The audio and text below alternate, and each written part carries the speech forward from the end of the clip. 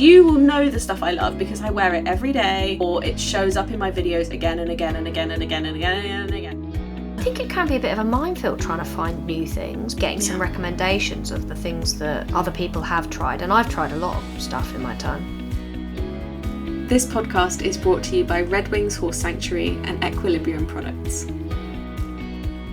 Hello, happy Wednesday. Hello, how you doing?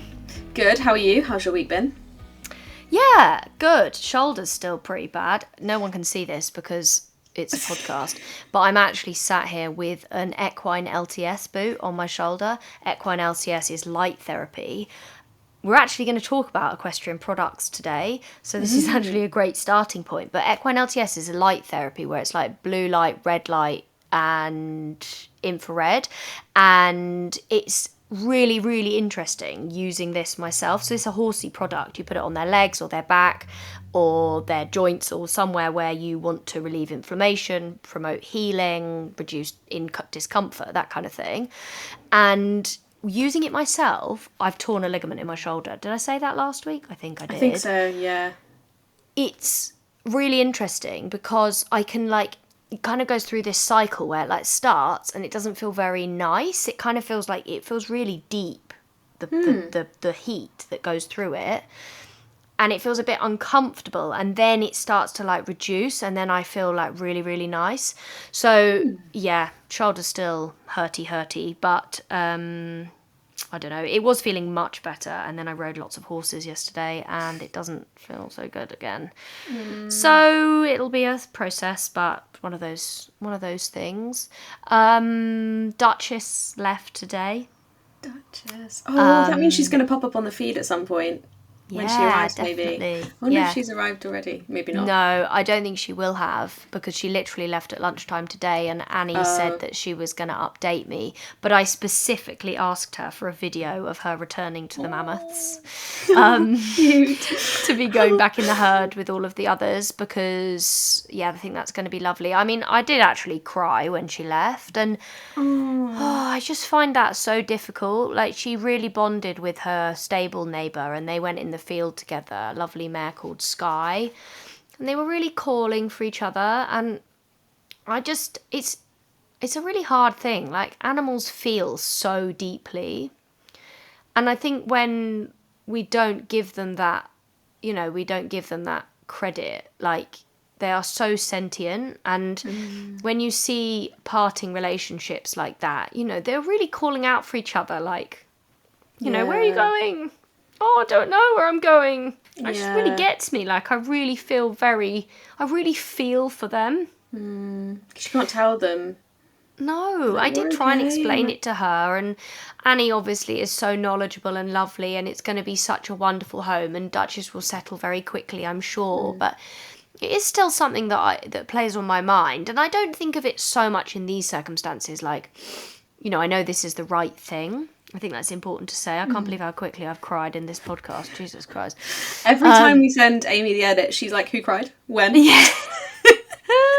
And how quickly. This has got to be a record, because this is first 2 minutes of the episode. But I don't know. I think about it in other ways, with difficult hard things that happen to animals, and I'm obviously a vegetarian and that kind of thing. I think about these things a lot, and I suppose that's why it's lovely that we're working with Redwings on this podcast, because they're doing something about those horses that have a hard time, and I think that is something that so aligns with us, right? Do you know what warms my heart so much is when you see, obviously fan bases sometimes have names, and Redwings fan base is called Redwings Angels. And when they are making a call for help, they've got a new rescue case and they're fundraising, they call out to the Redwings Angels, and I just it just gives me fuzzy feelings. It's just a cool moment where it's oh my gosh, we're this collective and we have the power to change this horse's life, and I don't know, it just gives me cool vibes. How do you become a Redwings Angel? Well, that's just literally what they call their community. So and they'll be like, thank you so much, Redwings Angels, for all your support. They're basically referring to people that have like supported the charity, either in terms of social support, donations, like things like that. I just think it's really cute. I love that. Don't you you sponsor a pony, don't you? Mm-hmm. Yeah. Can you tell us? So, do you want to tell us a bit about that? So I'm an ambassador for them in Riding with Rhi, which is obviously a voluntary role, and I support them with sharing their messages to a wider audience, etc. But as just a normal human, I also donate to them monthly, and I have an adopted pony. He's called Zippy, and they basically have adoption stars on their website, so you can pick and choose, and you can learn all about their story, and then sort of every now and again you'll get updates on the horse, and you can go and see them. Like, actually, I don't know if Zippy lives at Ada Cole, because if he does, when we visit, we'd be able to get to visit him. That's so nice. He does live at Ada Cole, so that would be cute. And I look out for him on their social feed, so when he comes up I get very excited. Oh, we'll have to look and see if we can take him some snacks, appropriate ones, obviously, because you know some horses can't have loads of sugar and stuff, so we'll have to make sure that we are taking appropriate healthy Zippy snacks. Zippy or Ziggy? Zippy. You made me doubt myself. No, you said Zippy, but I thought I heard Ziggy. Anyway, that's lovely. So that was a tangent. We're good at tangents these days, but I just think it's nice to be working with people who are doing good, you know, because I like to think that what we're doing here is good. Because, we receive a lot of messages at the moment, don't we, from people. I've received a couple of messages this week that are like, just really grateful of us having these conversations, because I think it's sometimes we're saying the things that people want to say but maybe don't feel confident to. So, if ever you feel like we're doing a good thing, then please let us know, because it always helps us keep going, basically. Yeah. Keep I can definitely feel like an event. I know it's hard to get everyone together, but I can definitely feel an event in the future, like at Redwings or whatever, and we all just get together, and like what a nice feeling that will be, especially for people who are feeling a bit lonely or on their own, to know that you're going to turn up and you're going to be amongst friends, and it's all going to feel just lovely, and we're all introverts anyway, so it'll be fine. Absolutely. I had an interesting conversation with a lovely client today, because she is a fan of the podcast, and she her pony lives with us at the moment, but she's about 2 hours away, so she's like a good long drive every time, and quite often she listens to the podcast on her way over, and then we discuss the things. Yeah, she's a top fan. Top student. And we were talking today, and she said that one of the things that, because we talked about the Facebook, having maybe a Facebook group or some kind of a community group where you guys can communicate with each other. So my lovely client was telling me about like a parental support group that she is part of, and you can basically like choose to put your name, number, email address into this thing, and then it means that other parents in your area can get together. And I thought that maybe I don't know how it would work for us, but at some point if we can manage to find a way that then we can do that, then it's kind of like people are finding like-minded people in their area. Little gatherings all over. Yeah, exactly. Cute. And I think with, if we preface it by saying, hopefully those people aren't going to go and like start teaching each other, but they're, it's just like kind of like-minded community support friendliness, then I think that would be really cool, because I think sometimes it can feel like we were talking about last episode, being on your own and wanting to change things, or like the person who maybe is thinking about moving yards, if you then found some people in your area and they were like, oh, I'd love to go hacking, that kind of thing. So we'll keep talking about this, because I think it's definitely important. But how was your week? Have you got any news, any updates? Quite a lot's happened. Oh, we went cross-country schooling. That was really fun. So, obviously, we came back from camp at Hickstead, where we'd done cross-country fences on a surface. And so this was the first time that we were taking Harley on grass. We went to Littleton Manor, which is a really lovely venue near us, with lots of different types of fences. And we were actually invited there's a guy on my yard, and he was having a little bit of trouble with his young horse going into the water. And so he wanted the support of another horse to help that horse with his water. And I thought, well, this is great, because he's quite bold otherwise. So we can kind of help each other. And so I was super proud of myself. Like, I got Harley in the lorry all on my own, drove there all on my own, got him off on my own. They hadn't actually arrived yet. Like, sorted the lorry out, kind of tacked him up on my own. And Harley's just like such a dreamboat in that scenario because he's so chill. He's just like happy to be there and taking it all in. He did start off a little bit spooky, and I'm finding that a little bit hard at the moment. And actually my coach and I went riding together today, and we were talking about, I was like, I just don't understand, because I start the ride, I'm feeling super relaxed these days, and I feel like I'm not giving him that energy. And she was like, maybe you're too relaxed. Maybe he feels actually a little bit like rudderless, and he needs you to be like, hey, this is what we're doing today, and this is where we're going. So that he's not just like, which was super interesting. She was like, 2 months ago, he really needed you to be super chill and super relaxed to offset his maybe slightly more nervous energy. And she was like, but now he's changing, you're changing, he needs something different. And I find that really interesting. So we started off a bit spooky, and then it all was lovely. There was a really interesting moment talking about horsey friendships where Harley and I had gone in the water, and we were just standing in the water because this other horse was having a little bit of trouble, getting to the water's edge. And Harley was like super chill. And my coach was like, just let them speak for a minute. Just let them touch noses, and just let Harley try and tell Joey that it's okay. And this amazing moment happened and this horse has been sort of tap dancing on the edge of the water for a few minutes now, very, really genuinely, really frightened. And they kind of got closer and they sort of sniffed each other. And then he walked in. It was the wildest thing. And it was almost like Harley, it was almost like Harley had just been like, it's okay. This is fine. And then they came in and he was splashing around, and then they went in by themselves and we did this whole lovely build. But it was a really cool moment of just it was just very cool. I think what happened was because we could humanise that and say Harley told him. Yes, right? No, you're right. I shouldn't do that. No. Absolutely fine to do that, because he did, but he did it in horse. Yeah. And I think it's really interesting to acknowledge what he actually did, because for me, I think his nervous system connected and his heart energy, which is how horses read each other. So horses, there's this thing called the Heart Math Institute. This is really cool. Oh my God. Horses everybody has an energetic field from their heart. Right. Yes, Your heart is pumped by electricity. Your body tells it to keep going. That electronic pulse, essentially, that your heart creates can be read from a distance. There's something called the Heart Math Institute in America. It's very interesting. You can go and read about it. And I read about it in a book, and I can't remember what book it was. It will turn up in the hope. No, it was a horsey book. And it will be in the show notes, because I will have gone and found it from next to my bed and put it in the show notes. But the interesting thing is horses can read heart energy from up to 100 meters away. So the warm-up being difficult energy, horses will be reading all of those energies. In that moment, when Harley was stood in the water, what was the opportunity was given to your friend's horse for him to read Harley's energy, for him to then go, safe, in I go. Whereas prior to that, there was potentially a bit of a communication going on between the rider and the horse, where the rider was going, come on, you're okay, we're going to go in the water, you're okay, you're going to go in the water.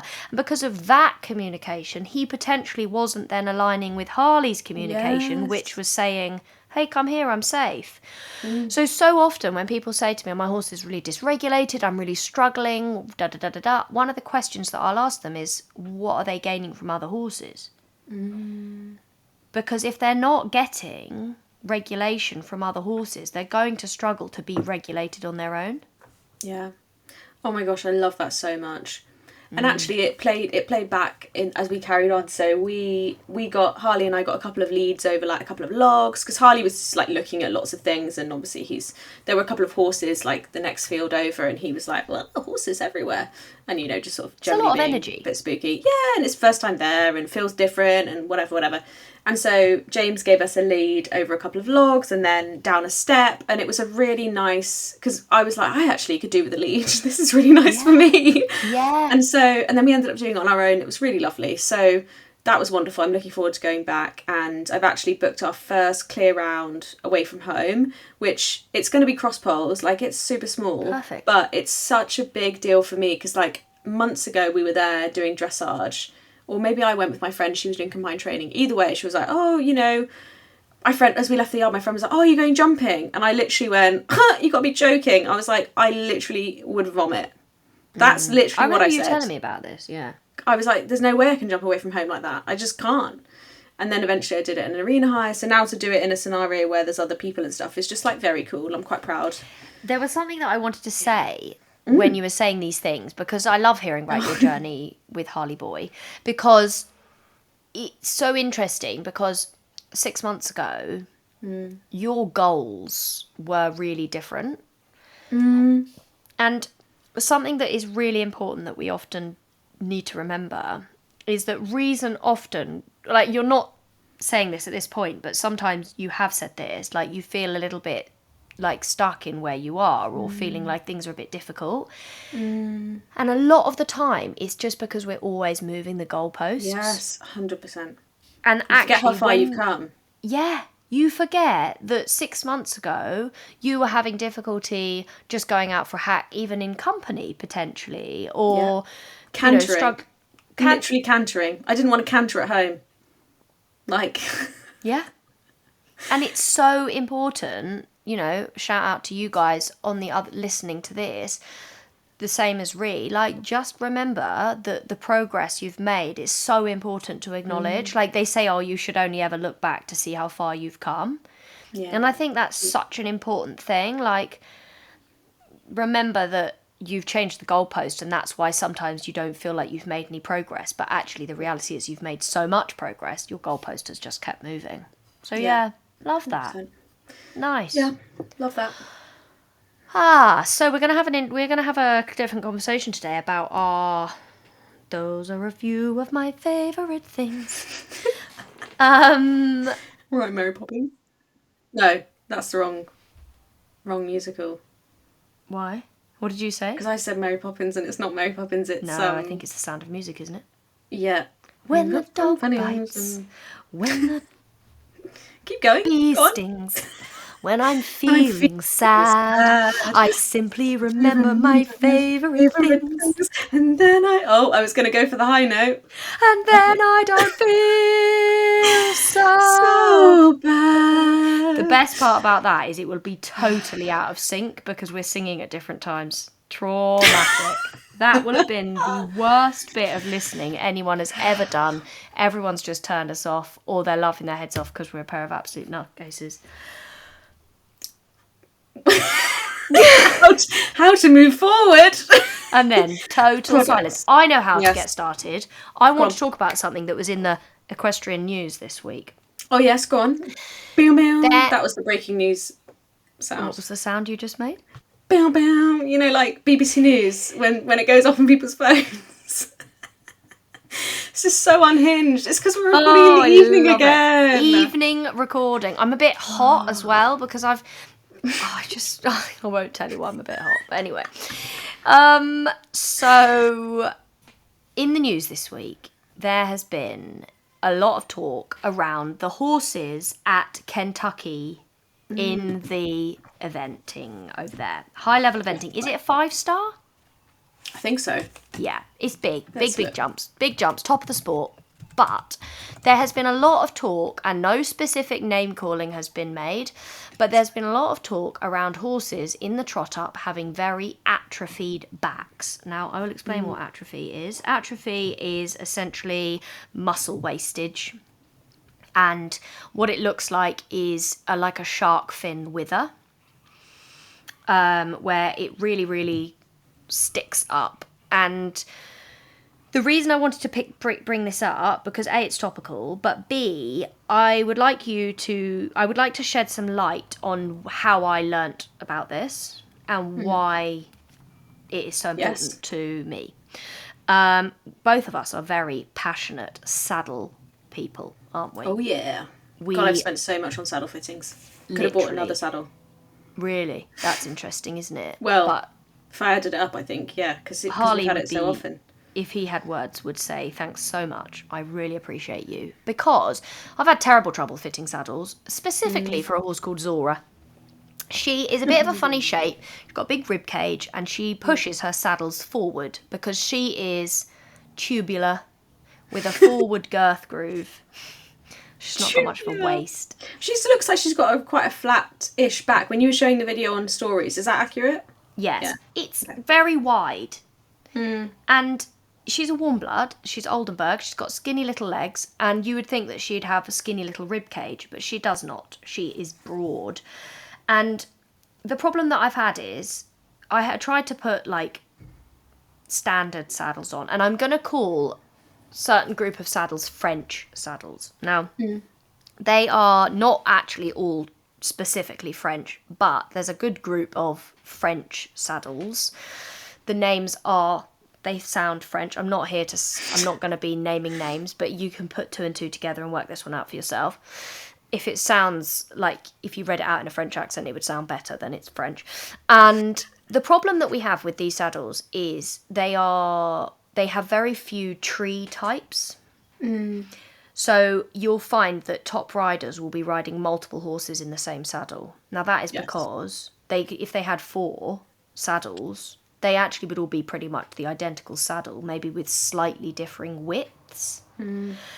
But the problem is, and this is going to be relatively difficult to explain on a podcast, is where the D-ring sits on a saddle, there is a very important pressure point on the horse. Now, it is an evolutionary pressure point that has been designed for procreation. Now, gelding stallions and mares do have them, but they were designed, I suppose, to immobilise the mare when the stallion is covering her. Jeez. Yeah. So where the D-ring is, or where the point on a Western saddle is at the top, right by the pommel, if that part of your saddle is too narrow, it will squeeze those pressure points, and it will essentially be like putting the handbrake on a horse.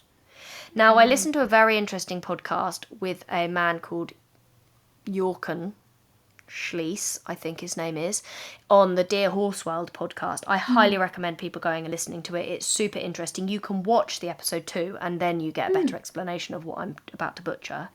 But what he was explaining is all of these French saddles, where they are closed in the head plate, so that's where the D-rings go, no matter how wide you make the panels, that part of the saddle pretty much remains consistently the same. And what you need in these saddles is lots of different tree shapes, so the structure inside, so the head plate would be narrower or wider, so those D-rings wouldn't just become further apart, the angle completely would change from the top of the saddle. And then on top of that, there's something called the rails in the saddle, and those are the parts of the saddle that we sit on, that sit on either side of their spinal processes. And the trouble with a lot of these saddles is they're too narrow at that point, and so or they're maybe wide, but then the panel is so thin or made of foam that then it is not supporting those sensitive rib heads that sit on either side. Now what we get, your face says it all, is atrophied spines, backs, because the saddle is essentially pinching at the front or pressing at the front, and you'll see it. If you start looking for it, you will start seeing how close these saddles are to the withers. And then they're too narrow further back, or they don't have enough protection, so then they're sitting very close to the spine further back. They're sitting on the rib heads. The muscle physically can't be promoted, and you're ending up with these very atrophied backs.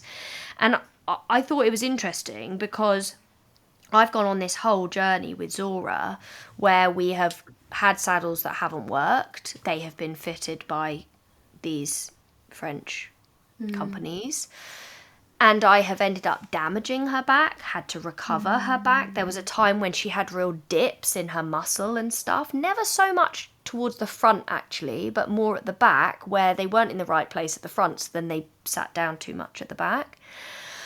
And I just think it's such an interesting thing. And my saddler was here yesterday, and she fits a brand of saddle in the UK called Frank Baines. And they have maybe 10 different trees. And so what they are doing is they are offering a far wider range of saddles, which makes their life more difficult. Don't get me, no So doubt. much better for the horse, though. Horse first. But it's so much better for the horse. And then they're able to fit the horse and the rider because they have so much variety. And I think what's really hard, and I heard someone say this, and I'm on a bit of a ramble, but when there was this talk around the Olympics, somebody posted saying, you've got to remember that those top riders are likely paid to ride in certain brands of saddle. Yeah, they often will have a partnership, yeah. They will have a partnership, and potentially, saddles are expensive. And it's complicated because they are paid to ride in certain things, and so then they will go with those things potentially to the detriment of your horse. And those big brands, although they offer custom made saddles, how customized can they be because they only have a couple of tree shapes? Yes. It's a complicated topic, but I think one that I've been talking to a lot of people about this week, and well, not all the time, because people often come to me and say, like, I'm feeling like I'm riding with the handbrake on, and we look at the saddle fit, and it's quite evidently that this closed in the head plate element is there. And I had a client come recently with a pony that is very, very like sensitive and twitchy around her withers.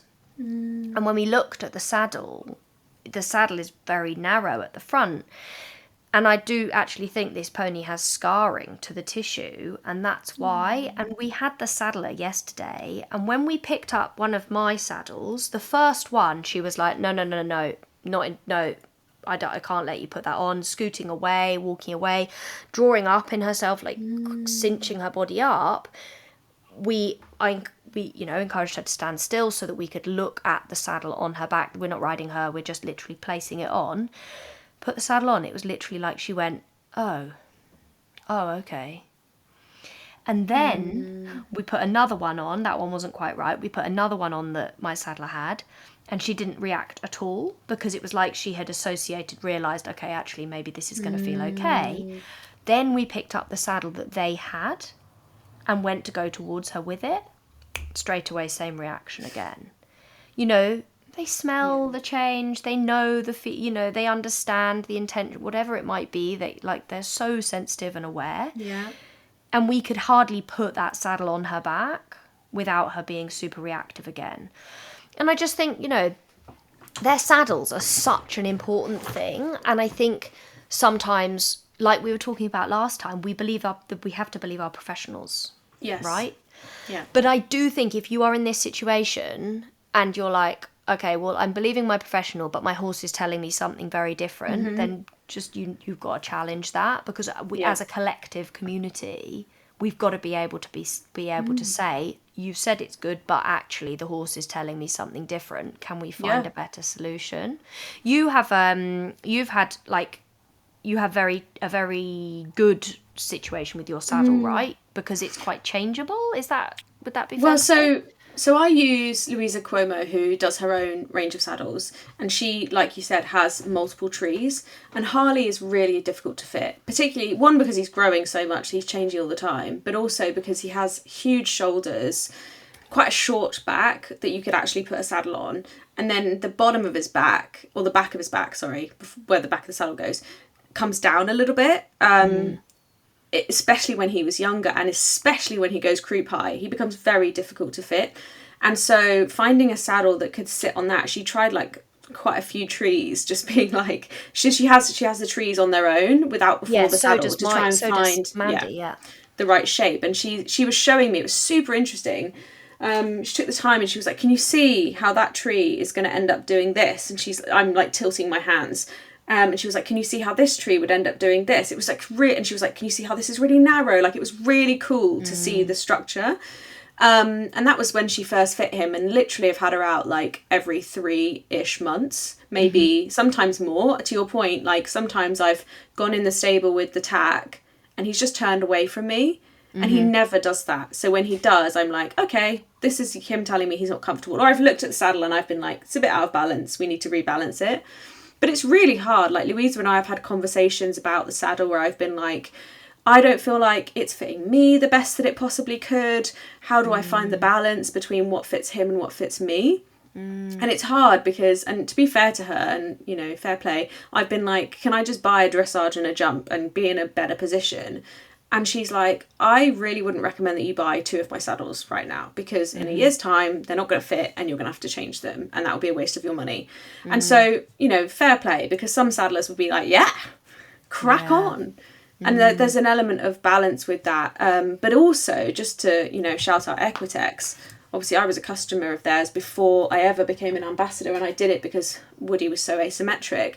But my saddler and my physio both have said that your Equitex is your saving grace while he's constantly changing shape. Absolutely. Because in between those saddle appointments, even though they're only 3 months apart, if you looked at the stencils of his withers and the different points on his shoulder, it's amazing how much he goes in and out. And my saddler was like, it's just giving you that extra bit of grace for him to come up in different areas and give him a little bit of extra support, which is super interesting and makes me feel very happy that I've got one. Oh, God, yeah, definitely. So the beauty of Equitex is they're made of like a reflective foam, I think is a good way of describing it, which means that it doesn't compress and stay compressed. It moves as it is needed. And I think that's what's quite rare about it. Like there's a lot of memory foam or sheepskin or gel. And the issue that you have with those is that they work all in obviously in different ways. But like if you get a sheepskin and squash it, it just stays squashed. Yeah. Whereas with Equitex... Or you add a shim, the muscle can't come up afterwards. Like, whereas Equitex still allows the muscle to develop. So we're really lucky. We have a couple of like a front riser and a rear riser pad. And so when we have horses with these atrophied backs from bad saddles previously, there are other reasons for atrophied backs, by the way, like poor nutrition and gut dysfunction and things like that. But it's really common that it is from saddle fit. We have the riser adds this extra bit of protection in that area that then allows the muscle to redevelop. So like we had an ex-racer a long time ago, and he had a very atrophied shoulder, like behind the wither, like we were talking about. And we rode him in the front riser pad, and it was remarkable, even in like a month, the change in the amount that he built up because his body was able to. Yeah, I just think it's super interesting. And go on.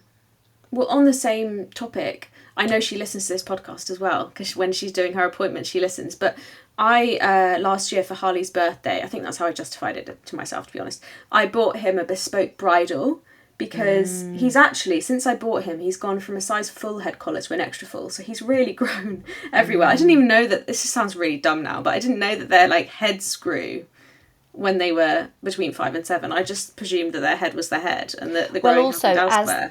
As they like mature, their nervous system changes the shape of their head.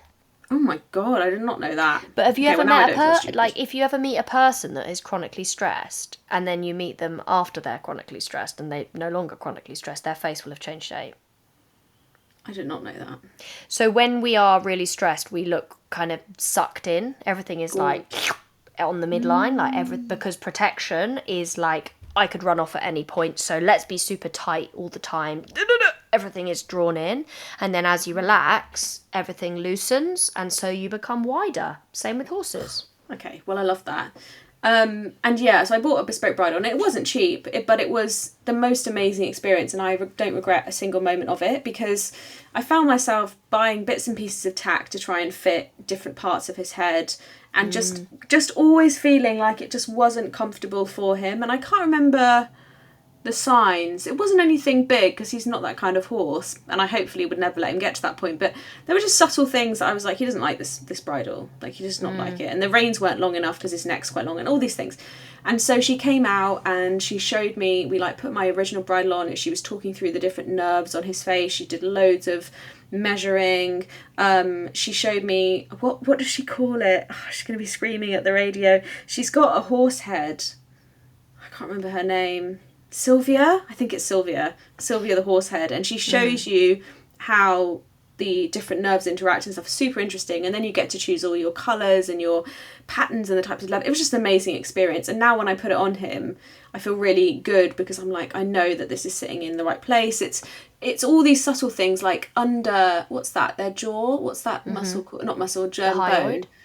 The hyoid. Sort of the two bony bits that run under their chin, if you imagine that under their muzzle and the back behind that under their chin. Even having a slightly more padded area behind the noseband so that it was sitting around those two bones, the jawline, instead of, underneath them, whatever. And actually I remember when I rode in the bespoke bridle for the first time, he just felt freer in his head. And when the physio came out the time after that, she was like, oh yeah, like no tension in the pole, like this is really cool. And it was really interesting. Bridle fit is something that I bang on about a lot. Again, it's like saddle fit, bridle fit. I do think bridle fit is probably as important as the saddle. If you look at any diagrams of their faces and their heads, the amount of nerves, and I just I know we talk about this a lot, but can you just imagine if someone put something hard and metallic on your back, strapped it to you, then put weight on top and asked you to do a bunch of shit, and if you didn't do that stuff that they wanted you to do, they would just hit you? Can you just imagine how stressful and painful that would be? And then imagine that on your head. Yeah. And you just that guy Yorkin, he says that all of these top riders riding in these fancy saddles are wasting 20 minutes of their ride every time, because if you sit on that pressure point for long enough, it'll go numb. I know.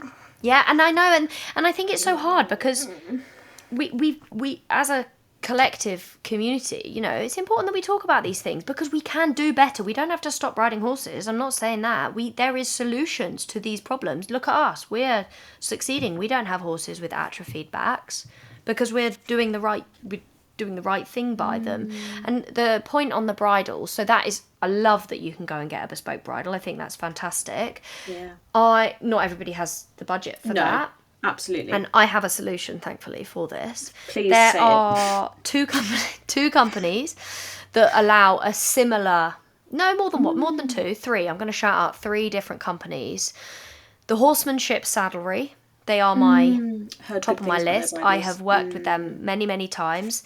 They have got some fitters that will come out to you that I do highly recommend. The one that I used to work with actually doesn't do it anymore, which is a shame. But she was also a chiropractor. So often people that have an interest in bridle fit have an interest in bodywork. So that is relevant. But what they do is you can basically go on their website and measure all of the parts yourself. And then they will help you, or you decide on the parts of the bridle that you need. So like some horses have got a full-size headpiece, cob-size noseband. Yeah. Full-size cheek pieces, cob-size headpiece, whatever it might be. But they're really common things, and things I'm going to give you guys to go and have a check of, which I think is helpful because I love this. But like, how tight is your brow band? Because the size of the brow band then impacts how your headpiece fits. Well, tight in what place? Because most brow bands aren't tight at the front, or are they? You'd be surprised. Like if I was to touch the points adjacent with my eyes, that would be where on a horse they would become tight. So those like bulbous parts of the horse's forehead may not feel tight right in the middle of their star, if they had one in the middle of their forehead, but the points to the side of that, and what that then does is it pulls the headpiece forward, so then it's pressing up against the back of their ears. Do you see my? That's the TMJ, right? Kelly will be showing at her. TMJ is lower down. Oh, okay, my bad. But the ear curve behind. I've got a horse. No one can see this, but I'm pointing at it. But this, if the brow band is tight here, it will be pulling the headpiece forward onto the backs of their ears, which is very sensitive. And actually they have a big sensitive system of tissue around the back of their ear. I'm sure you learnt about this when you had your fitting. But your TMJ is further down. So this isn't particularly anatomically correct, this statue. My mother-in-law gave it to me. She's not even actually... We're not married, but we've been together for such a long time, she might as well be. But this is where It's quite useful. I've used it a number of times on podcasts before when I'm talking about it on my Patreon, which is also not relevant because no one can see that. Anyway, here. This your TMJ. So then also, if the brow band is too tight, what it does is it pulls the cheek piece too far forward and then it's like in their eyeball like this. So also you want to make sure that your cheek piece sits far enough back. So all of these things can just be affected by your brow band being too small, and just by increasing your brow band size by a size can make an enormous difference. The other thing that's really interesting is, did you know that if the nose band, I've been wanting to say this to a wide audience for a very long time, if the nose band goes under the headpiece, you know, like old-fashioned bridles where the nose band is threaded through under the headpiece. Do you know what I mean by that? It's not like one piece. Are they all... okay. Sorry, I see what you mean. I thought you meant literally just sitting under your... No, not under the cheek, but not next to the cheek. No, you're talking about the headpiece itself. Sorry, yes. Yeah, so if it's threaded through your noseband and over their headpiece, that changes the line of pressure on the top of their head. So you've not just got your flat headpiece, you've got like a singular line of pressure underneath it from the noseband. And then if the whole bridle is a bit tight, what that can do is it can actually reduce stride length by 30%. What? Yeah, there was a study done. I'll put it in the show notes to make sure that I'm not chatting rubbish. But genuinely, this can be like another handbrake on a horse, the bad bridle fit. So like, yeah, shout out to the Horsemanship Saddlery, Expert Bits. They also are fantastic and do lovely ergonomic shaped bridles that you can That's nice. have all of the different pieces for, yes. And then Henry James do some lovely saddles too. Lovely bridles too. Do they do saddles? I don't know. I don't know about the saddles. But the bridles... Saddlery, so I think... Yeah, but the bridles definitely can, again, lovely. Lots of different shapes and sizes. And you can, again, do the same thing and measure the horse, basically. So, yeah, that was my 2 pennies worth on the tack situation. They do not do saddles. Okay. Well... Quickly on stirrups. Yeah. Oh, stirrups. Yeah, go for it. I'm interesting. Stirrups I struggle with still. Yeah, so I used to ride... Well, when I was younger, I never really thought about stirrups like at all, other than, the safety ones with the, the elastic that kind of pops onto a thing.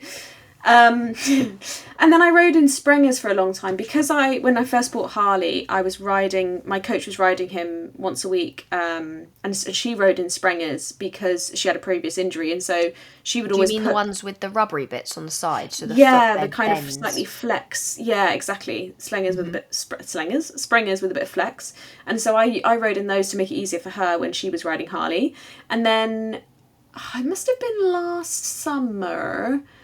I got the opportunity to try tech stirrups, which are very fancy. And actually, serendipitously, the week before they reached out to me with a safety stirrup, I'd been riding with a friend and I can't remember what happened. Something. I think I nearly became unseated. Don't totally remember. Or maybe it was when I fell off. I think it was when I fell off in the school. He spooked at a duck or something, I don't know. And my friend messaged and was like, just FYI on this. She was like, I noticed you don't have any safety stirrups. Is that is that an oversight or is that a choice? And I suddenly was like, oh my gosh, for someone really safety conscious, it's something that had completely gone over my head. I just hadn't thought about it. And I suddenly thought, actually, that's a really good idea. And then Tech Stirrups reached out with their Venice. They're called the Venice Plus Dressage, and they are lovely. They do these beautiful colours, and they have a thing. They have one of those spring systems of the safety stirrup. So if your foot pushes against them, essentially they open. It's one of those. And they're fabulous. The grip on them is great for your foot, and they're super lightweight. It's almost like it's like formed all in one piece, isn't it? It's not like it's got additional spikes or anything. It's just bumpy almost. Because I like tech stirrups. I ride in tech stirrups. Yeah, and one thing I noticed that I hadn't really thought about previously was the weight of my saddle with my springers on was like significantly heavier than with my tech stirrups. And then I was thinking about, so light. And I was thinking about all of that Harley's then carrying this extra weight. So that was just an interesting observation. And I never switched back. I kept my springers because I thought, I don't know if I'm going to like them. Honestly, I adore them. And I would never change them now, I don't think. Yeah, that's really interesting. They're great to clean as well, aren't they? Oh, they're really fun to clean. Although hard to get in the spring, and you've got to kind of keep the spring open to get the bit. Trust Takes a you good to cleaning pick a day. hole in them. I thought that you were going to say they were fantastic. No, I really like tack stirrups too. I think they're very good. I've got quite a few different pairs. I've got some non-safety versions from been riding them in since pre-safety stirrups. I've got a really nice bright blue pair. I know the pair you mean. Yeah, like because cross country actually, or interesting fact, you went Go on. what? What? Well, I thought the blue ones, like, they say it's sort of cross country to me. Oh, I think they were the jumping right. ones.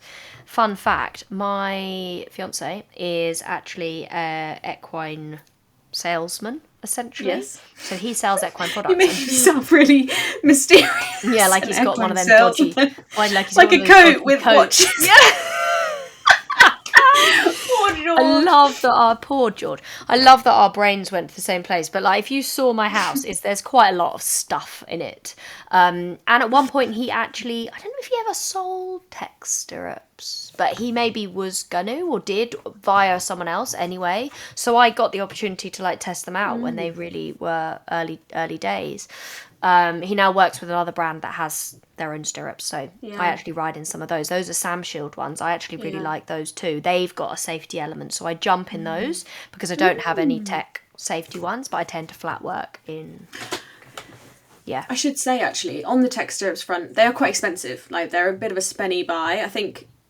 No, I don't want to say the price because I can't remember what the conversion is from euros to pounds. But I do know that Red Post, if you go on their website, they have a trial section and they let you trial different stirrups. It's really clever. Obviously, they've learned that stirrups are a big expense and that people don't just want to buy them without trying them first. So you can actually trial them, which I think is cool.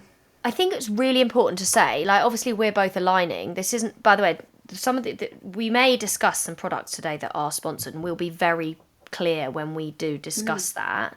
Like, both Rhi and I are both ambassadors for Equitex, for example, and there's more I want to say about Equitex, but like, we are not sponsored by.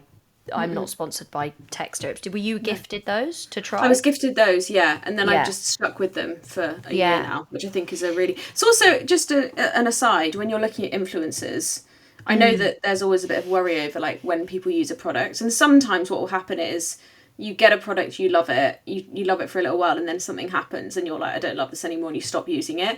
I actually think it's quite interesting to observe with influencers and creators, what is the stuff that they're still using after like 6 months to a year? Because you will know the stuff I love because I wear it every day, or it shows up in my videos again and again and again and again and again and again. You know? Definitely. So I think that's just an aside. And one thing I wanted to say on that is something like stirrups is very personal preference. And so we might be saying that we like tack stirrups. Someone else might not like them, and that will be because of the way their ankle works, the way their foot feels, the way they balance, whatever, the lightness. Some people like heavier stirrups, some people like thicker footbed, balance, angled footbeds, all of those things. But the reason I'm saying that this is relevant is because the second-hand market is a very, very important thing. Because... Well, as in, like, somebody might have bought some tack stirrups and not like them and then be selling them. Oh, I thought you were going to say, it's dangerous and be careful. I was like, why? What's happened? No.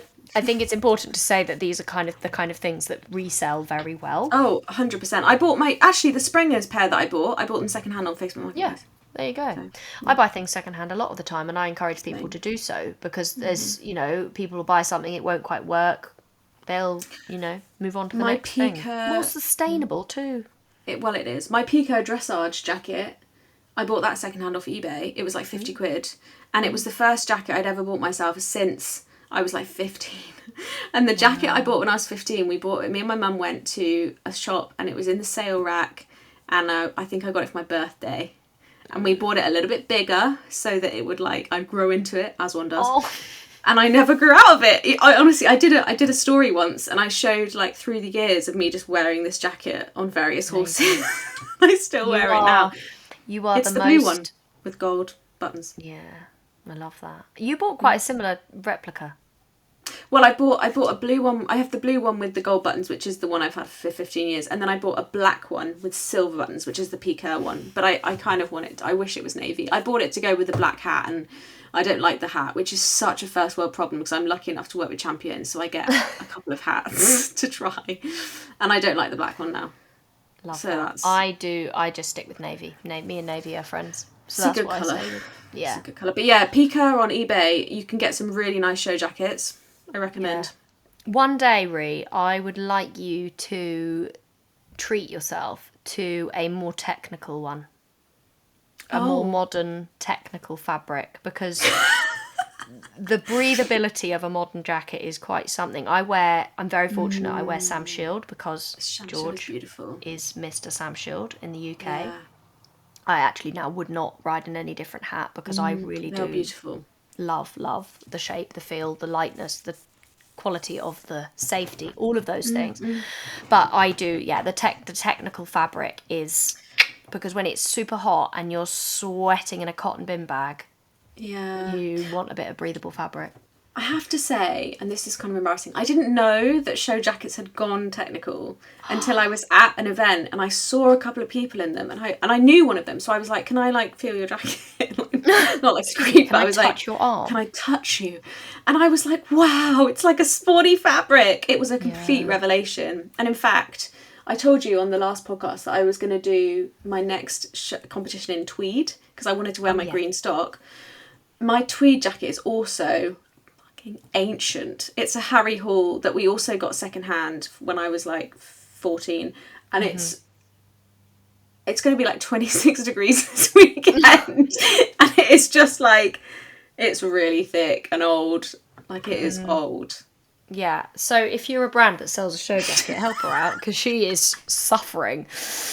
I just find it really hard to buy new things sometimes. I know you do, babes. I know. It's a problem.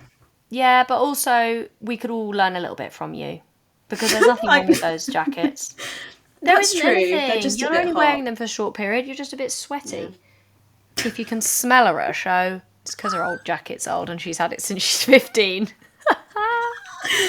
Oh my god. Anyway, moving on. So we've done saddles, bridles, stirrups, show jackets. Do you have any like horse? Go on. No, you go. No, go on. What were you going to say? Well, I was just going to say any horse care things. Yes, so that's what I was going to get to. Okay. And I wanted to talk about why this maybe is important. I have done my fair share of trialing things, and one of the things I've also done in that time is become a bit holistic, I suppose, probably, and learn a bit about myself. I've got really sensitive skin, and I get eczema on my face. It's minging. It's not minging. It's not very nice for me. You know, it's a bit uncomfortable, and it's obviously not very attractive. No, wrong word. Aesthetic? I don't know. Yeah, whatever.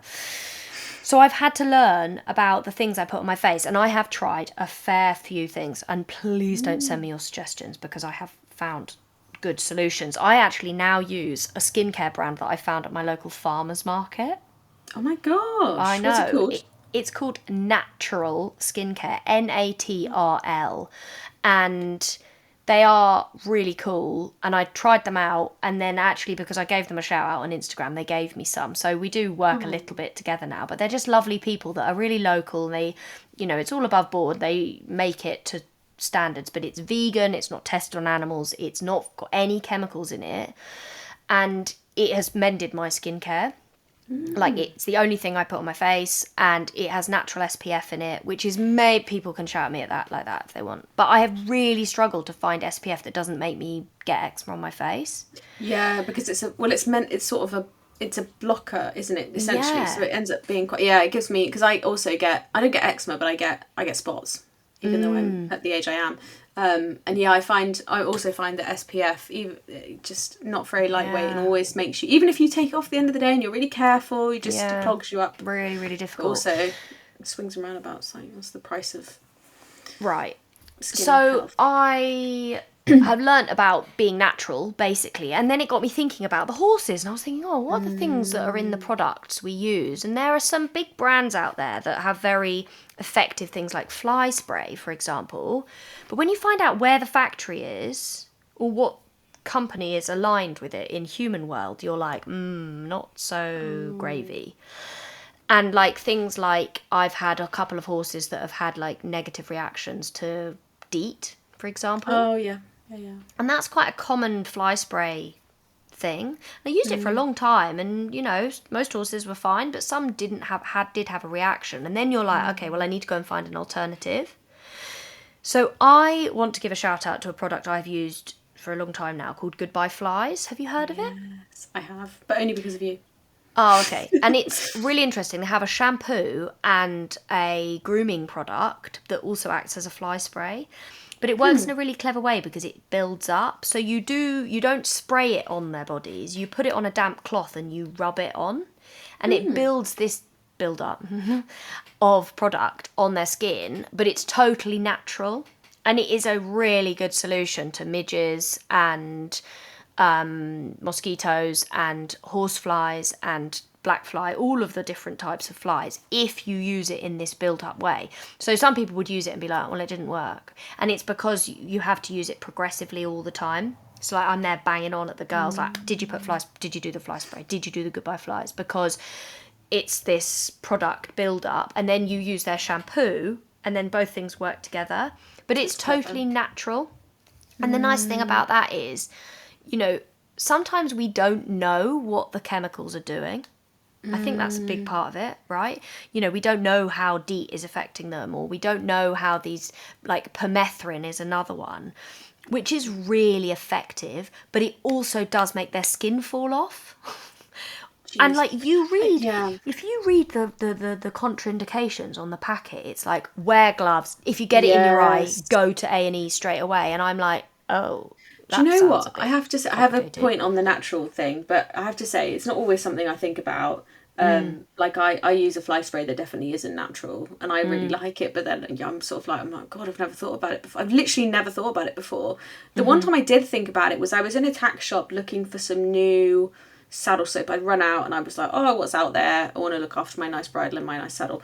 And I looked at one that is really popular and lots of people rave about it. And then I looked at the back and I was like, I was trying to see if it had something in it that's not meant to be good for the stitches. Oh, what's it called? Glycerin. Oh, really? Glycerin. Yeah. Although the one I bought did have glycerin in it, but I was trying to find one that didn't, that was also effective. Anyway, I was looking at a really popular one and I looked at the back and it was like, don't get in contact with hands, and I was like, what? Yes. I think this is the same product. I had this exact same thing and it said must be worn with gloves, and I'm thinking, but we're putting it on leather. I just put it back. Can we say what it is? Because I feel like we're both... Yeah, I think we should say what it is. You should say what it is. Horseman's One Step was the one that I looked at. Oh, no, this was a different one. Holy moly. Yeah. How interesting. And I was just like, so I just kind of put it back and went with something else. But interestingly, on the natural, I was like, ooh. Also because, frankly, I don't have time to be putting gloves on and off to clean my tack. But also, we are, without being brutal, we are cleaning and caring for skin. Yes. Without being minging. Well, yeah, gross. Leather is skin. So how can it be bad for our skin but fine for that skin? Surely that's a bit complicated. Maybe it's because we're living. I don't know. Complicated. I don't know either. On the natural thing, while we were at the BHS camp, we had a talk from a vet, and it was, I wish I could remember his name in the vet. Maybe if I find it, I'll put it in the show notes. He was fantastic, and he was talking about skin conditions, and he was talking about lots of different types of skin conditions, and he got to a point in his presentation and he said, just be really careful with products that claim to be natural. Just because they are natural to the world does not mean they are natural to your horse. And I was like, what an interesting perspective. He was talking about things like pig oil, for example. He was like, things that are natural to other animals are quote unquote natural, but your horse might have an adverse reaction to them because they're not natural to that horse. So he was like, so just be careful when you're looking at like natural products, that natural also means animal products sometimes, and that animals have their own ecosystems. And he was basically saying, you can try these things, sometimes they work, but just do a test in like the summer or something before you go in. Patch testing is a really important thing, because you do sometimes have horses that are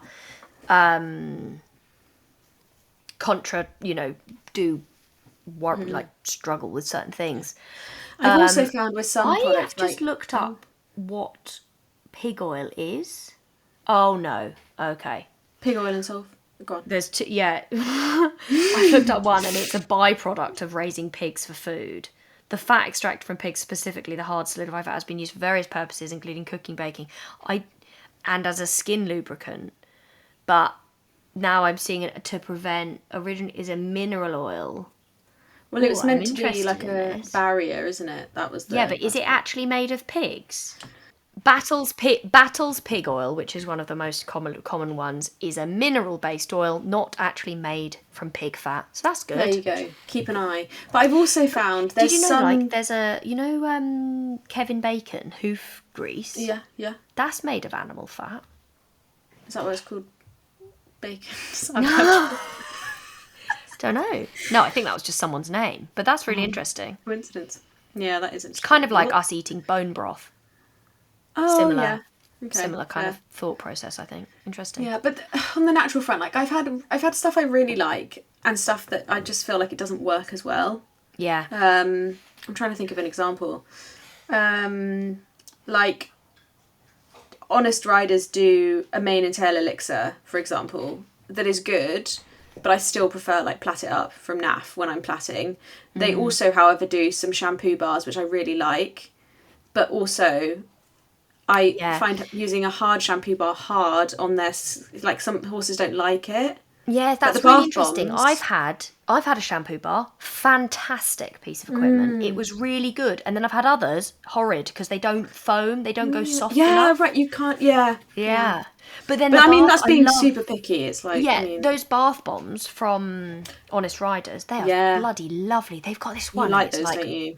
It's like post-ride, and it kind of smells like cinnamon and Christmas, and I'm like, I just really love that. It feels like a real treat, But then equally, I am yet to find a mane and tail that doesn't contain silicone that is as good as one that's contains silicone. 100%, because I think it's Cowboy Magic in his tail because it's so thick, which is fantastic, but it's not great for their hair. Is it not? It's not good. Well, there is I one don't put that it in I his love, mane because... but it's a bit on the pricier front, is the Naked Horse... Heard good things about this one. Horse product, and that is, they have one, they call them beauty treatments, which I think is fantastic. Cute. And I really enjoy that. Human spa grade beauty and wellness, and they have one called the Beautify Hair and Body Oil.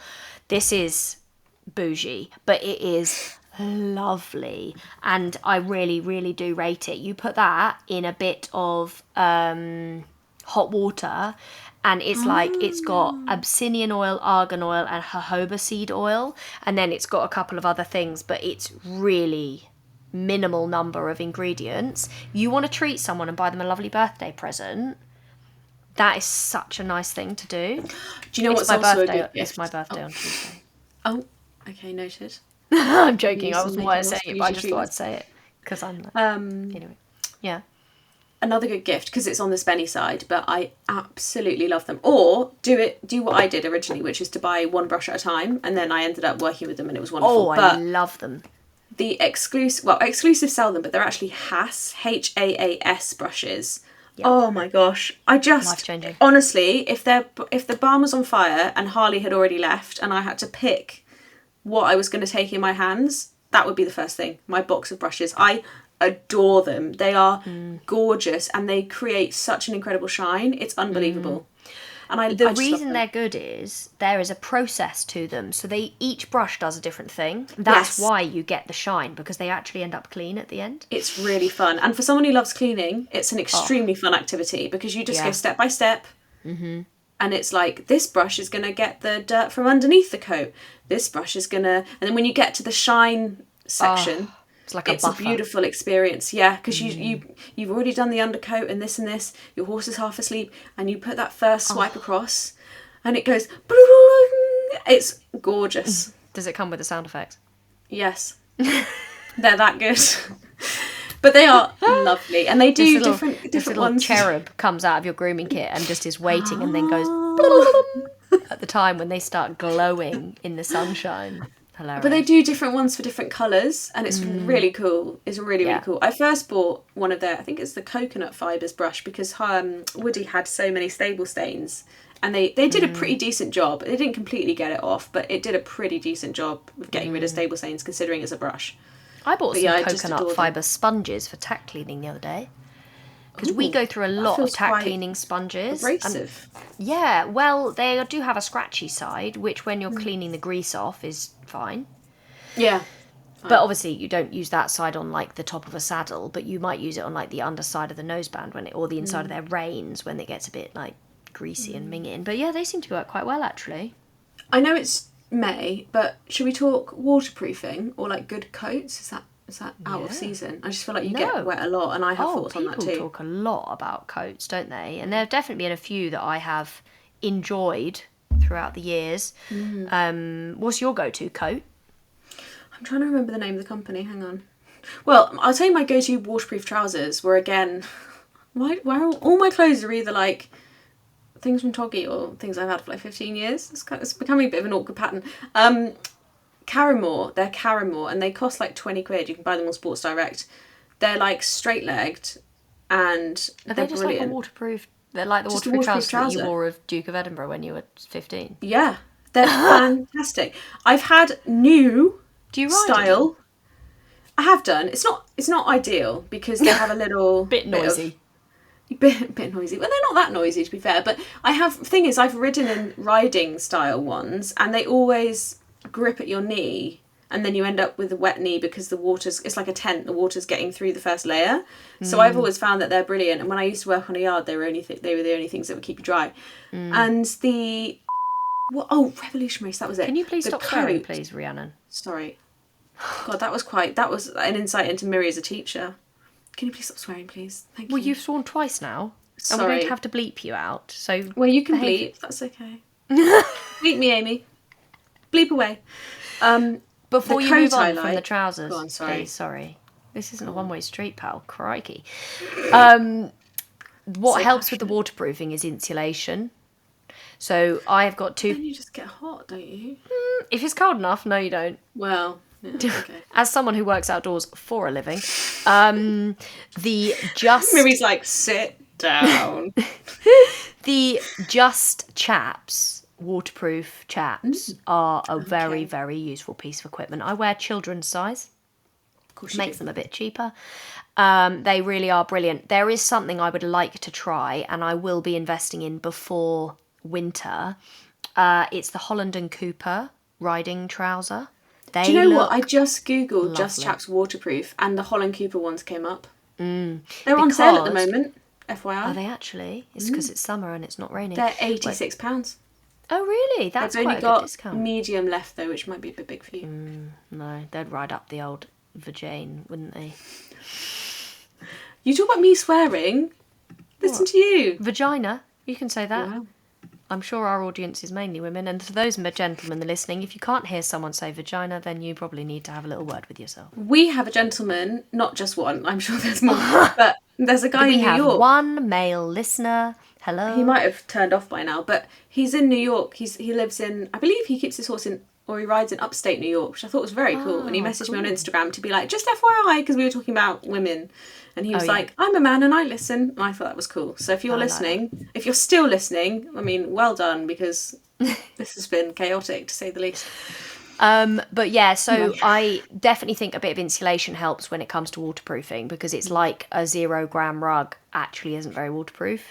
Yes. Showerproof, but not waterproof. But yeah, waterproof trousers is definitely a useful thing. Also a coat that covers you. I have to give a shout out to an Equidry. Oh, you do like an Equidry? I bought it. I'm not a gifted client. They actually no, that's not true. Totally, they gave me a shorty, which is their short version, but the long one, not a very fashionable piece of equipment. They don't ever profess to look great, but they are brilliant, and actually they will. That's like a bit of a saviour when it's really, really torrential and all it does is rain, because the water just runs straight off the bottom. So they really do keep you warm and dry. I do think they're brilliant. And also, I do ride in them. You can strap them to your legs so they don't flap. So that is a bit of kit that I would definitely recommend. What's your coat recommendation now that we've gone back to coats? There's two that I really like. I used to have a long one that I used to talk about a lot that I really loved, but then after about a year, it just stopped being so good, which is what I was saying about influencers. If they stop talking about something, just notice that, because you can't go back and say about every piece of equipment, oh, by the way, I don't use this anymore. But yeah, just stop being as good. Yeah, or whatever. I mean, the quality was all fine, but it just like stopped being so waterproof. But the two that I really like, and both were provided by brands, but I've just kept using them for years now. One is the Toggy Saturn. What's the official name? Oh yeah, that blue one that you've got. Yeah, bright blue, short jacket. I mean, to be fair, I'm never out on the yard for hours and hours because of, circumstances. So it's pretty good. It's got a padded lining. It's really good in the rain because the cuffs, this is how you know when you grow up on a farm, the cuffs kind of have a design which means the water goes off them instead of coming back inside, which is where you get cold, because if your wrists get cold, then you get cold. So that's really cool. And they've just thought about a few other things like taped seams and stuff. The other coat that I love was a brand who, again, approached a few years ago now, but their coat's fantastic. They're called Revolution Race. And their whole ethos was like designing bright outwear for mountain bikers, walkers, stuff like that. And they obviously wanted to branch into the equestrian market, so they reached out. And these coats are really lovely because they're gorgeous colours, but they also have these really great design features that just make, you can just tell they're an outdoor company. And I remember showing my dad, who is like me, like once he loves something, he has it for like 40 years, and he was a shepherd for like most of his life. So he's really big on design of good stuff. And they've got like, again, they've got a sleeve that means water can't roll back in. The neck and the hood means that it can't come in. It's just like really clever. And they have zips, because they were designed for mountain bikers and stuff. They've got zips under the arms. Armpit holes. Yeah. So if it's like warm but really wet, you just unzip the arms. They're really fantastic. And actually some of their jackets, I think it's called the Cyclone jacket. I'll put it in the show notes if I can find it. It's really smart technology that means if walkers get lost or stuck in really wooded areas, something to do with the jacket can help helicopters find them. Oh, they must have reflective points on them, maybe. It's more than that, though. I'm going to Google this because it sounds Well, really, they say, don't really they? weird. You know how some people don't wear high vis when they're not hacking on the roads? Yes. Not actually what you should be doing, because even if you're hacking just around the fields, you should be wearing high vis, because then if you were to come off, the air ambulance would be able to find you. Yes, exactly. And that is actually terrifying and important all at the same time. That's something actually that scares me a lot. I use air tags when I hack out. I know that they're yeah, I put a little tag on his saddle, along with an actual card that says this is who he is, this is where he lives, etc. But is it a responder? I'm trying to do two things at once. But I get perpetually worried in the summertime that he's not wearing enough like high vis on his own. I use like there's like a high vis rain thing that you can buy, and I sometimes strap it onto his noseband, and then he wears his high vis boots. But beyond that, I know that Equilite, I saw them at Beta International. Beta. Why did I call it Beta? Alpha, Beta. It sounds like one of the sorority houses from Legally Blonde. Magma Papa Kappa Chi. Some American's going to tell us that we're saying it wrong. Insulting them terribly. Let's move on. Sorry. But they've designed like a lightweight one that's for use in the summer, and that's quite cool. But I still feel weird about putting it on. I don't know. Yeah, but I then know I what you worry mean. But about. There's some that are like completely breathable, but I did see that at Beta, and it looks really lightweight. I don't think you would be. I think you'd be surprised how little it would affect their heat. But before you move on from this. Well, I wasn't going to. I was just going to say. I wasn't going to move on. One thing that I wonder why no one's designed it is, why don't you create a saddle cover, like even a little one that's high vis? Because if you become unseated, that's when you need to see it. And then the horse is running around on its own, but they've got a high vis saddle. I don't know. Yeah, maybe. It is important to mention that it is important to put high vis on your horse as well as yourself. And this is a really good time to mention our sponsor for this podcast, Equilibrium. So, as part of our sponsorship for this podcast, both Rhi and I have been very fortunate to be gifted some items to try while we are recording, so that we can talk in real time about cool products. And one of the things, if you follow me on Instagram, you'll know all about this. But one of the things that I chose to be given was some boots. Now, I've got loads of boots. We are always putting boots on horses. I don't ride without them. Brushing boots, that kind of thing. And I've got a lot of like the classic neoprene kind of types. And one thing I'm always very aware of is like heat of the legs. especially when we're hacking, it's quite warm. Now it's getting warmer, so I'm very mindful of this, and so I chose some of the Equilibrium Tri-Zone brushing boots. Now we had Changed your Tri-Zone life. boots before, yeah, for sure, because I have got some that I got given before, the cross country boots, the ones that you took cross country, All sport. and they come across the front in a slightly different way, and they do up slightly differently, and we were using them just for turnout. Because they're a little bit more of a structured boot. Yeah. So for like flat work or just hacking at home, it wasn't so much what I needed. But I got some plain ones, but also some high vis ones. I love them. And so they have high vis straps and a high vis like binding as such. It's like but the piping almost around the yeah, edges. exactly. Yeah, it's cute. I don't think I'll ever use another type of boot. Same. Unless they disintegrate instantly, which they're not going to, because I've had those cross-country boots for years and years and years. They're so lightweight. The Velcro is brilliant. They're completely breathable. Like, you could literally, if somebody was to suffocate you with one, you wouldn't die because you would continue to breathe through it. I proved this on my Instagram. If you're interested in going and having a lol, I'll create a highlight for it. But they're just like modern technology, and I think about this a lot now. We've got to move with the times. Right? When your boots give up, which they notoriously do because they fall apart or whatever, I wish these kind of things were a bit more compostable, brushing boots and that kind of thing. But, you know, maybe there's a way of them being recycled, actually taken apart and recycled. But if you need to update your boots, please. They are such smart technology. That's actually such a good point, because Harley brushes in front, which is why he always wears boots in front. And with the neoprene ones that I have, you can see on the strike pad when they need replacing, because you can see where he's struck himself. Yeah. Struck. What is the past tense of strike? And as you just said that, I was like, oh my gosh, I actually haven't seen any marks on the Tri-Zone ones at all. Absolutely, yeah. Me They're neither. fantastic. And They've also, got like a clever like hexagon pattern to the foam. Yeah, it's like a honeycomb vibe. Honeycomb. They're just amazing. And also, for those who also love to clean things, the high-vis parts wash really well. Great to know.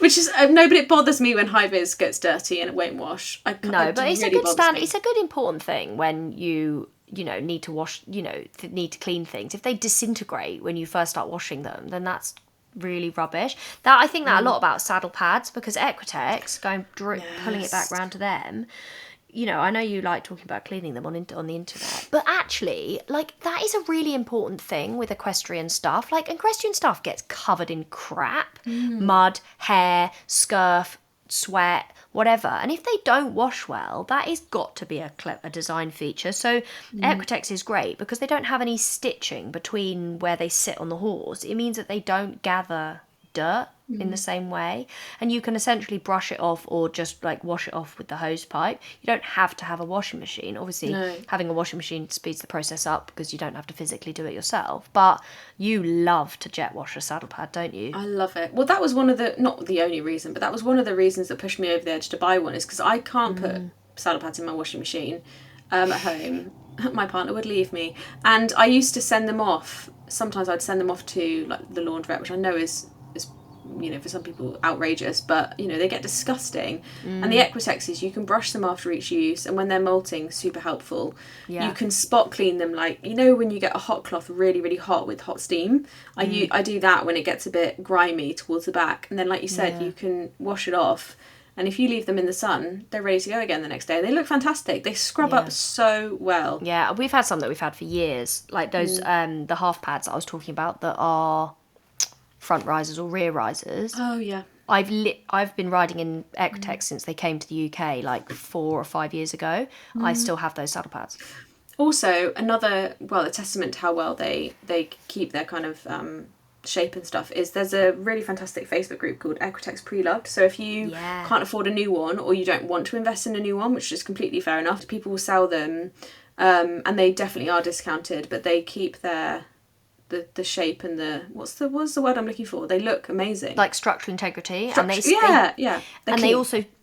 working. They don't degrade. Yes. Any other products that you are desperate to talk about, Miri? I think I just wanted to touch on bits, because I think Oh, bits yeah. are a complicated one, and there were just a couple of bits. We talked about it before a little bit, but expert bits have really done a great job of moving with the times, and I think this is what is really important with these kind of things. Like, modern technology is such a great thing, and there's a couple of different bits that I really rate, and if you have a horse that you are struggling with, I implore you to try an expert bits comfy barrel. This is the bit that I think you should try on Harley Boy. Yeah, you've talked about this. And yeah, they really are lovely, and that is like often my go-to when you're maybe finding things difficult. It may not be perfect, but they are often a good place to get started with. But that was just one thing that I had written down that I wanted to mention, I think. The other thing is, if you're on a friendly yard, which hopefully you are, when I was looking to change Harley's bit, I knew the types of bits I wanted to try, but I didn't have like a specific one. I mean, I had the comfy barrel in mind, but beyond that, I was like, oh, it could be this, or it could be this, or this shape. And I just asked on my Facebook group at my yard, and people let me try different bits and bits. And that's how I ended up with the bit that I've got him in now, is just trying a couple, so you're not having to spend all the money. And actually, because I'm going to buy expensive. it off someone, because they don't need it anymore, which is great. Oh, perfect. Love that. Oh, it's been an interesting conversation, actually, and I think hopefully helpful for people. Because I think it can be a bit of a minefield trying to find new things, because you end up trying lots of things and actually getting some recommendations of the things that other people have tried. And I've tried a lot of stuff in my time. We should Interesting. maybe in a few episodes' time, if this is interesting to people, we can do like an empties conversation, which is a beauty blogger term where they share the things that they've got to the bottom of. They've emptied the thing because they loved it so much. Like, what are the things that you've bought more than once? Because I think that is a real testament to when something is really, really good. Like, I've bought Carde and Martin 2-step tack cleaner more than once. I've bought horse licks for stretching more than once. Like, all this stuff that... Well, I think we've nearly done that in this episode. Are there any that's other things other than those two that you would say you've used till the end of? Packet of polos. Well, obviously. This isn't horsey, but it is human, and I absolutely love it. So this year, and I say this with the preface of like, everybody is different, everyone's on a different journey, health is important, but I have been in a deficit this year because I wanted to lose a little bit of fat. I was feeling a little bit heavier than I wanted to be, etc. And Calorie deficit, she means. Calorie deficit, yes. To lose fat, not to necessarily lose like all weight. But I was drinking, or in fact I have been drinking every day and replaced it several times now. My Protein does a clear whey in several flavours, which is essentially a protein shake, but you can just mix it with water and it tastes like juice. It's phenomenal because... They do a vegan version too.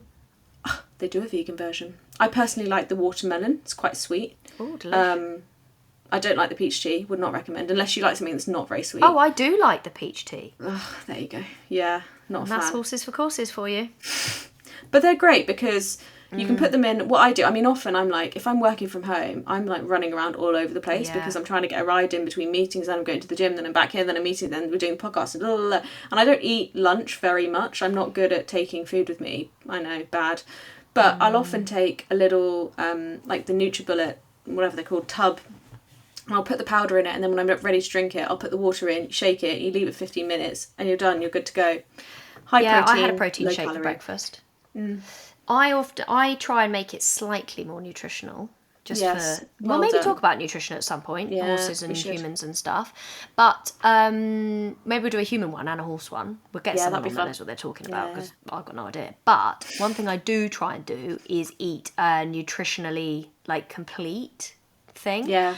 I read this recently. We don't eat enough fibre. Humans do not eat enough fibre, so we need to up our fibre intake.